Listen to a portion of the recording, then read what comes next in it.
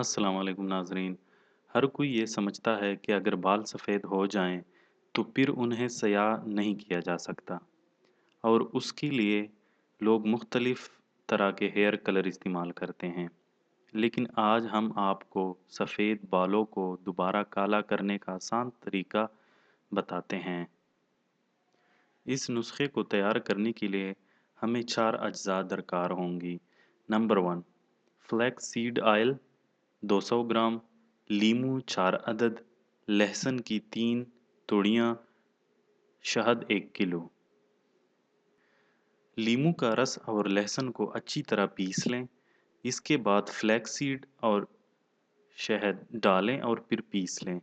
इस मुरक्कब को किसी जार में डालकर अच्छी तरह बंद कर दें और मिक्सचर को फ्रिज में रख दें। हर खाने से 30 मिनट पहले एक बड़ा चम्मच मिक्सचर का खाएं और हमेशा लकड़ी या प्लास्टिक का चम्मच इस्तेमाल करें।